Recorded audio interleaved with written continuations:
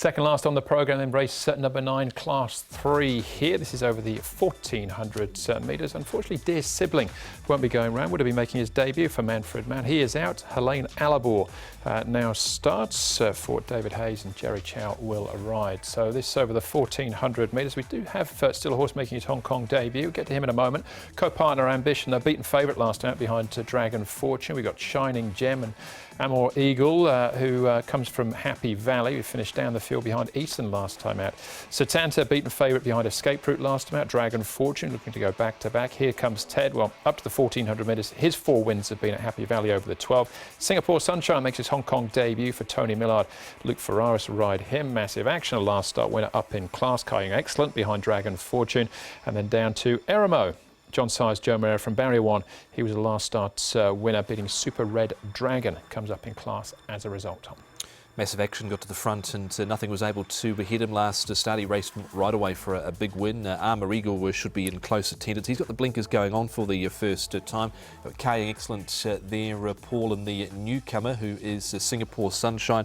He's been jumping okay, but he has been going back. He was a winner of the Candy Ride prior to arriving. Yeah, well, he hasn't shown much speed in his gates. That's why I think he'll go back. And Helene Alabor comes into the race as well. So he's back to 1400 metres over the shorter trip. From his draw, I think he'll go back as well. Yeah, Singapore Sunshine won 3 times in Argentina before his last 2 races, in actual fact, before arriving. So interesting to see what he can do. We'll start off, though, with Dragon Fortune here, Tom, winning last time with Kying Excellent in second.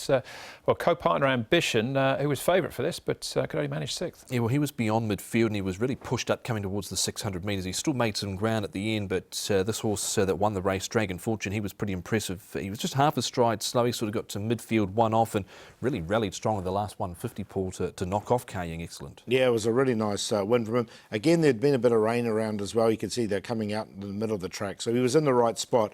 I just wondered about co-partner Ambition, if he was really suited by that race. OK, so he could maybe improve off that effort. What about Massive Action, Paul? Found the front from Barrier 1 last time out, gets Barrier 7 this time. Yeah, I really like this horse to stay, and he won really nicely, and I like him again. I think he's really found his acclimatised well. He's only had the limited start since he got here. This was his 5th start, and look, he's going really well at the moment. I think he's got rating points in hand. I thought he can win again. He cut right away, didn't he, over the final stages on Amazing Victory. Was most impressive up on the speed, dominated. They didn't really make any inroads on him the rest of the field whatsoever.